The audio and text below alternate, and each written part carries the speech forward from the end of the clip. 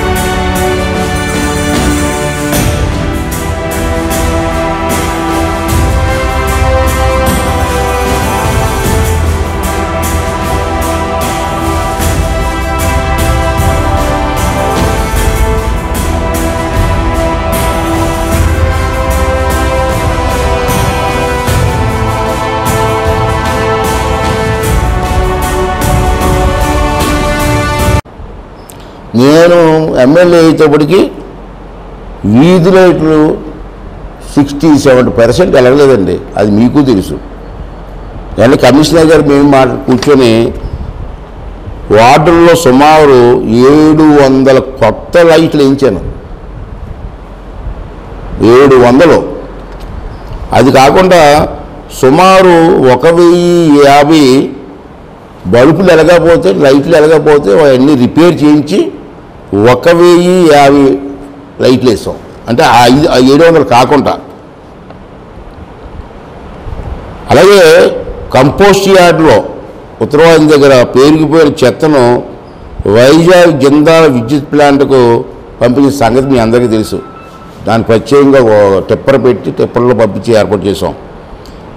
ఇప్పటికీ 32 ట్రిప్పుల్లో సుమారు 400 టన్నులు చెత్తను పంపించాను విశాఖపట్నం నర్సీపట్నం మున్సిపాలిటీ నుంచి. ఇవన్నీ 400 టన్నుల చెత్తని జిందాల్ కంపెనీ పంపించాం ఇక్కడి నుంచి. అంటే అది ఎంత చెత్త పేరు, టన్నులు, కేజీలు కాదు, 400 టన్నులు పంపించాను. ఇది ఎవరు చేస్తుంది? ఇది పబ్లిక్ తెలియదు. ఇది తర్వాత ఇంకా 400 టన్నులు వెళ్ళిపోగా ఇప్పటికీ ఇంకా 6300 టన్నులు చెత్త ఉంది ఇంకా అక్కడ. ఇప్పుడు ఈ క్యాంపర్ వచ్చింది దీంతో టప్పటి పడాలి. రోజు తప్పించి రోజు పంపిస్తే మొత్తం క్లియర్ అవుతుంది. 6300 టన్నులు ఉంది ఇంకా చెత్త డంపింగ్ యార్డ్లో. ఎంత పెరిగిపోయిందండి? 6300ను నేను పంపించింది 400ను. అంత చెత్తను పోగు చేశారండి బంగారం లాగా. అవన్నీ మేము ఆడు చేసిన పనులకి మేము ఇప్పుడు సాకిరి. మరి కష్టం మీకు తెలియదు, జనానికి తెలియదు. అలాగే మనకు తెలుసు, లాస్ట్ టైం నేను ఉన్నప్పుడే పంచాయతీరాజ్ మినిస్టర్గా ఉన్నప్పుడే 1,40,00,000 రూపాయలతో ఎంతో మంచినీటి పథకం శాంక్షన్ చేశాను. ఇక్కడ వాటర్ లైను బెల్బాల్ కాదు, ఎండపల్లి నుంచి, ఎండపల్లి ఏలేరి కాలం నుంచి లిఫ్ట్ చేసి ఆ పెచ్చేరులోకి వాటర్ తీసుకొచ్చి నర్సీపట్నం టౌన్లో ఉన్నటువంటి అన్ని ఇళ్ళకి ఇవ్వాలని చెప్పి 142 కోట్లకి శాంక్షన్ చేసి పని కూడా స్టార్ట్ చేసాం. తర్వాత ఈ ప్రభుత్వం, గత ప్రభుత్వం ఇచ్చిన తర్వాత మొత్తం ఆపేశారు. ఆపేసి మళ్ళీ మన ప్రభుత్వం వచ్చిన తర్వాత మళ్ళీ చంద్రబాబు దగ్గర కూర్చొని నేను మళ్ళీ రీఎస్టిమేట్ వేయించి పాత రేట్లు మళ్ళీ కొత్త రేట్లు కూడా చేస్తాడు. చేయకపోతే కొత్త రేట్లు అయిపోతే మళ్ళీ కూర్చొని అతను ఒప్పించి సంతకం పెట్టేస్తే ఇంత డబ్బులు ఆధారం లేదని లేకపోయినా వాళ్ళు పాత కాదండి ఇదని చెప్తే మొన్న 166 కోట్లతో శాంక్షన్ ఇచ్చారు. అది కూడా కాంట్రాక్ట్గా ఇవ్వడం జరిగింది. వాళ్ళు వచ్చి మనం చూసుకున్నారు. అది 2 సంవత్సరాల్లో పూర్తి చేయాలని అగ్రిమెంట్ కూడా రాసుకున్నాం. చాలా డబ్బు కదా, 166 కోట్లు ప్రాజెక్ట్ అది. అది 2 సంవత్సరాల్లో చేయాలని చెప్పి కాంట్రాక్టులతో అగ్రిమెంట్ రాయించాం. వాళ్ళు కూడా ఒప్పుకున్నారు 2 సంవత్సరాలు చేద్దామని. అప్పుడే కొన్ని భూములు కొన్ని పైపులు కూడా ఇస్తారు. అప్పుడు అవి ఉన్నాయో లేదో చూసుకోవాలి, సరిగా ఉన్నాయో లేదో అని. అంచేత అది కూడా పూర్తి చేస్తే నర్సీపట్నానికి 2 ఇయర్స్ టైం ఉంది కాబట్టి 1 ఇయర్ అయిపోయింది. ఇక రాబోయే 2 ఇయర్స్లో ఈ ప్రాజెక్ట్ని పూర్తి చేయడానికి సాయశక్తులు నేను కృషి చేస్తాను. ఈ 3 సంవత్సరాలు, ఈ 2 సంవత్సరాలు కాక రాబోయే 2 సంవత్సరాలు అని చెప్పి ఈ సందర్భంలో మనం చేస్తూ, అలాగే మొన్న మున్సిపాలిటీలో మీటింగ్ చూశాను. నేను చూడడానికి వెళ్ళలేదు కానీ టీవీ ఛానల్లోని ప్రెస్లో చూశాను. ఎవరో కొంతమంది వైసీపీ కౌన్సిలర్ ఏదో మాట్లాడతారు. రకరకాల మనుషులు మనస్తత్వాలు కదా. అయ్యన్న బాధలు వచ్చిన తర్వాత పైసా ఖర్చు పెట్టలేదు అన్నాడు. బుద్ధి ఉండాలా? ఆన్ రికార్డ్ ఇది ఎలక్షన్ ఓపెన్ చేస్తుంది కాదు నాది, ఆన్ రికార్డ్. మీరు ఏ రికార్డ్ తిరిగేసుకోండి. ఇవాళ చూస్తే మినరల్ గ్రాండ్ నుంచి ₹1 తీసుకొచ్చాను. అంటే చూసారు మినరల్ గ్రాంట్ అంటే ఇది ఖనిజ కొండల పెక్కతే వారీస్ నుంచి కొంత అమౌంట్ గవర్నమెంట్కి వెళ్తూ ఉంటుంది. ఒక లోడ్కి ఇంతని అది సంవత్సరానికి ఒకసారి రిలీజ్ చేస్తారు. నేను అది పట్టుకొని మినిస్టర్ గారు ఎవరంటే మన కొల్లు రవీంద్ర మినిస్టర్ గారి దగ్గర కూర్చొని నాకు కొంత ఇస్తే ఇవ్వాలని కూర్చుంటే అప్పుడు మాకు ₹1,00,00,000 ఇచ్చారు. ఆ ₹1,00,00,000 ఇవాళ ఊళ్ళో రోడ్స్ కానీ ఇవన్నీ చేస్తున్నాం. అది కాకుండా 15th ఫైనాన్స్ అనేది ఒక అమౌంట్ ఉంటుంది. అది పంచాయతీలకు వస్తుంది, మున్సిపాలిటీస్కి వస్తుంది. నేను మున్సిపల్ మినిస్టర్ని పట్టుకొని రాష్ట్రంలో అందరికంటే ఎక్కువ గ్రాంట్ తీసుకొచ్చాను.